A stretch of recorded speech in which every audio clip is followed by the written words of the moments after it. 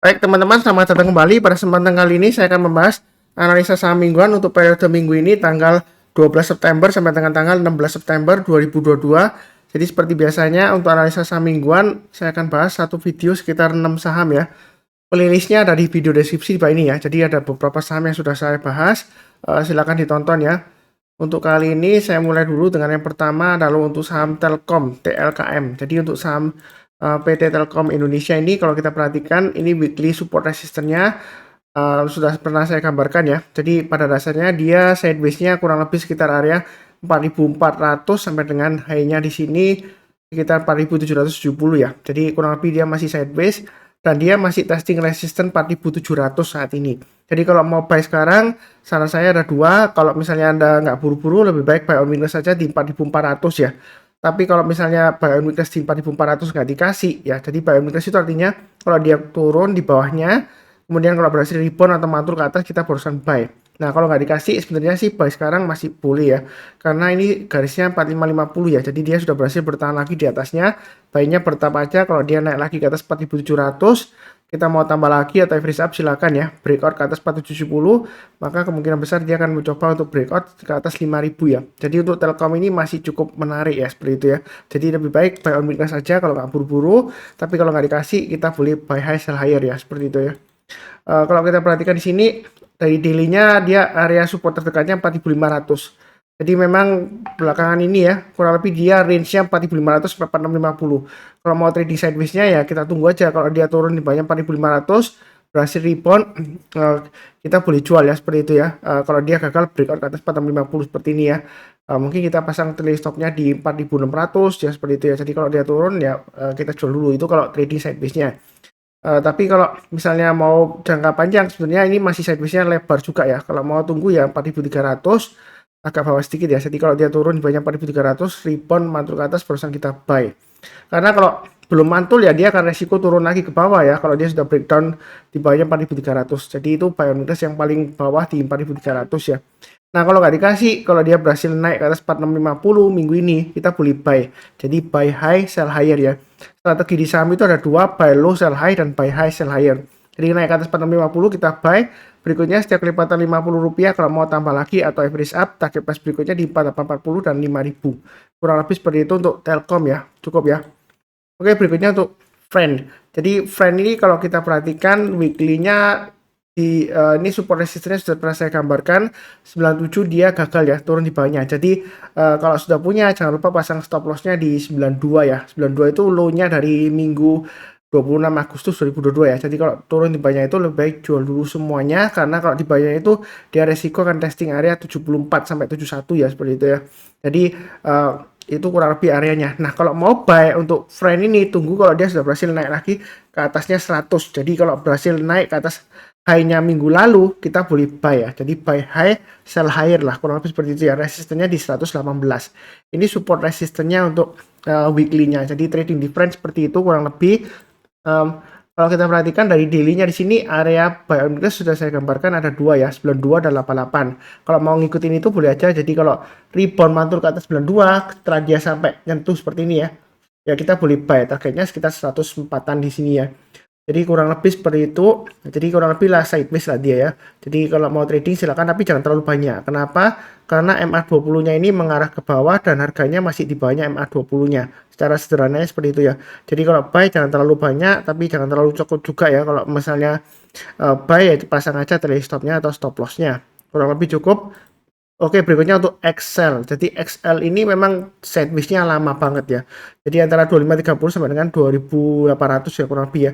Kalau pakai acuan high-nya di sini 2780. Nah, kalau mau buy weakness tunggu aja di 2530. Artinya kalau dia turun, berhasil rebound, mantul ke atas, di sanalah kesempatan kita untuk buy. Nah, kalau kita perhatikan Excel ini memang sebelumnya ya, dia kalau dari atas koreksi. Nah, kalau dia sudah sideways, memang sideways-nya dia itu lumayan lama. Nah, ini kalau dari weekly-nya kalau kita perhatikan 1, 2, 3, 4, 5, 6 ya. Tapi kalau dia breakout dia naiknya tinggi. Jadi ini kalau kita perhatikan 1, 2, 3, 4, 5 ya. Jadi masih ada kemungkinan minggu ini masih sideways ya. Tapi kalau dia breakout ke atas 2800, ini dia bisa lancar ke 3000 sampai dengan 3200. Itu untuk Excel ya. Jadi banyak untuk Excel itu bertahap aja, sabar aja kalau menanti ya. Memang dia kecenderungannya seperti itu ya. Lemot ya seperti itu ya. Tapi kalau kita lihat di sini juga sama di sini ya. Dia sideways-nya malah lama di sini ya. Tapi begitu dia breakout ke atas 2.800, jangan ragu-ragu untuk buy up, buy high sell higher ya, seperti itu ya. Kalau dia breakout, itu dari weekly chart-nya seperti itu. Nah, kalau kita perhatikan daily chart-nya, ini kelihatan jelas ya, ini sideways ya. MA20-nya dia datar, tapi ini sideways-nya dalam perjalanan uptrend ya. Ini kan berusaha naik ke atas ya.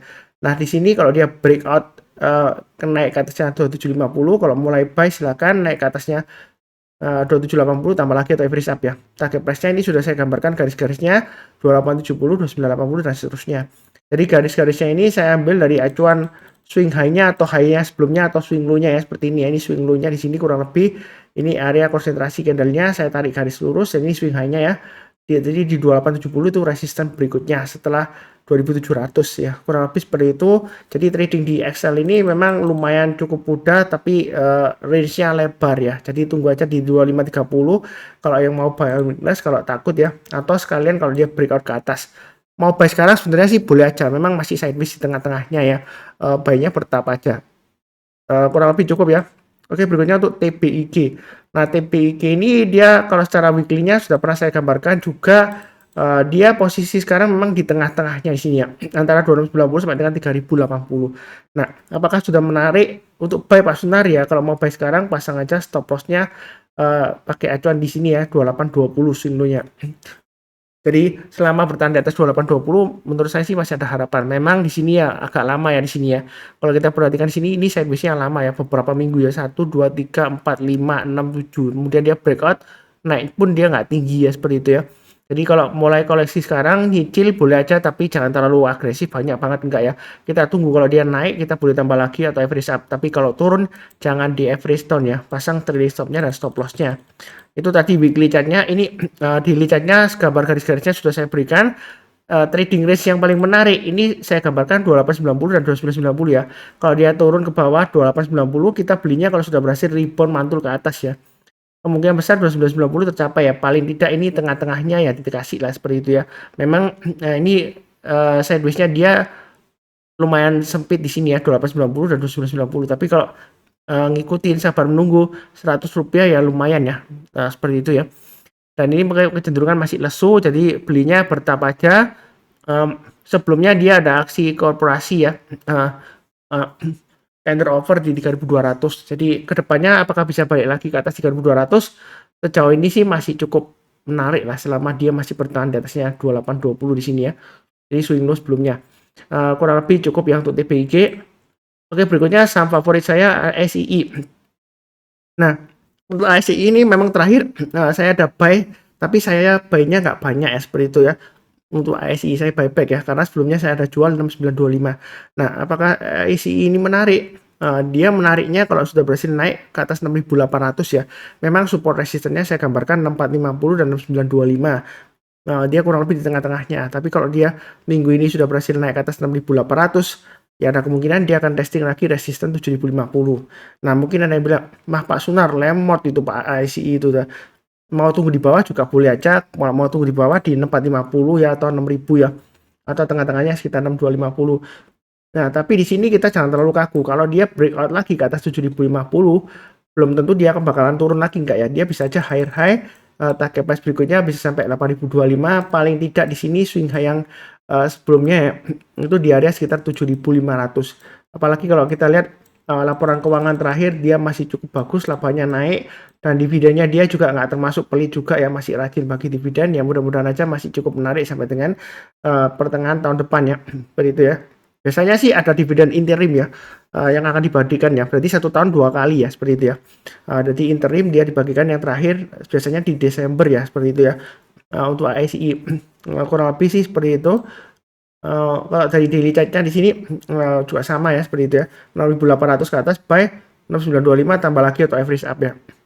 Target price berikutnya kalau dia breakout ke atas 7.050 adalah 7250 dan 7625. Ya kurang lebih seperti itu untuk ASI.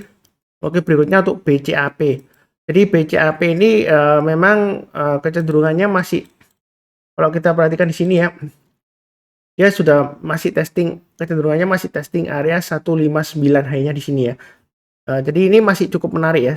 Kalau yang sudah punya, pasang aja trailing stopnya atau stop lossnya di 134 atau pakai acuannya low-nya minggu lalu di 132.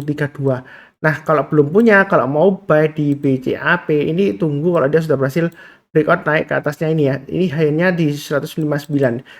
Jadi saya gambarkan di sini kalau dia naik ke atas 159, boleh nggak Pak Sunat untuk buy? Boleh, buy-nya bertahap aja. Target price berikutnya ya, resisten berikutnya sekitar area di sini itu 228 ya. Saya pakai acuan swing hanya di situ ya. Nah, di tengah-tengahnya kalau misalnya naik ke atas 159, kalau mau tambah lagi ya ini bisa pakai acuan yang di sini ya.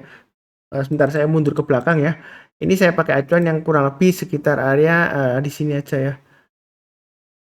Pakai swing yang di jauh di belakang ini sekitar 189. Jadi naik ke atas 159 tambah lagi atau average up, atau yang belum punya kalau mau buy silakan naik ke atas 189 tambah lagi, naik ke atas 128 tambah lagi ya, seperti itu ya. Nah, apakah nanti ketinggian Pak Sunar? Ya memang di sini sebelumnya ekor panjang ke atas ya. Kita jangan terlalu kaku, wah ini pasti turun ke bawah nanti. Belum tentu, tapi belum tentu juga pasti naik. Yang penting adalah pasang trailing stop dan stop loss ya, seperti itu ya. Volumenya juga lumayan menarik ya, minggu lalu lumayan tinggi naiknya ya, seperti itu ya. Jadi masih ada peluang untuk breakout ke atas 159 untuk BCAP, kurang lebih cukup ya. Nah, kalau dari daily chart-nya di sini, ini kan masih sideways ya minggu lalu ya, setelah dia naik tinggi. Apakah dia akan bakalan breakout lagi ke atasnya? Nah, kita lihat aja kalau dia berhasil naik ke atas 156, breakout kan, berarti kita boleh buy. Atau kalau mau tambah lagi yang sudah punya ya, naik ke atas 159 di sini swing-nya, tambah lagi naik ke atas 172 average up ya. Kenapa Pak Sunar kok belinya nikil? Ya karena ini masih sideways-nya di bawah ya, masih testing resistennya sekitar kayaknya di sini ya. Ini di 159 atau 160-an lah kurang lebih ya. Jadi buy-nya bertahap aja. Kalau dia naik kita tambah lagi atau average up, tapi kalau turun jangan di average down ya. Pasang trailing stop-nya atau stop loss-nya. Karena di bagaimanapun juga ya, di saham itu antara beli saham dan jual saham yang paling mudah itu adalah beli saham ya. Jadi kalau misalnya kena trailing stop atau stop loss ya jangan ragu-ragu untuk jual. Dan kemudian kalau dia sudah berhasil rebound lagi, mantul ke atas ya, berbalik arah kembali ke atas, ya kita boleh buyback ya. Jadi faktor sukses di saham itu ada 3, sabar, fokus, dan disiplin. Disiplin itu dalam arti bukan hanya disiplin pasang stop loss ya, tapi juga disiplin buyback. Kalau kita disiplinnya hanya ke pasang cut loss ya, kita akhirnya loss terus, nggak pernah berhasil ya, seperti itu ya. Memang kalau kita bicara mengenai dinamika dari trading ya, kadang kalau kita beli, kemudian tiba-tiba turun, itu bukan berarti analisa kita analisa kita salah gitu ya, enggak ya, belum tentu ya seperti itu ya. Jadi karena kita nggak bisa menggunakan analisa teknikal untuk mengatur market ya, jadi jangan lupa ya seperti itu ya.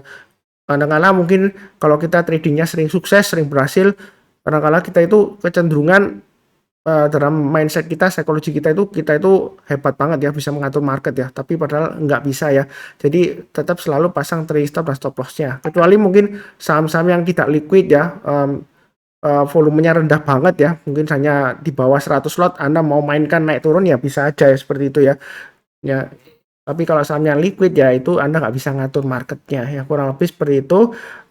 Yang barusan kenal channel Saham Profit, jangan lupa subscribe, like, nyalakan lonceng notifikasinya. Seperti biasanya saya doakan selalu semuanya selalu sehat, damai, dan sejahtera selalu. Amin. Terima kasih banyak, tetap semangat.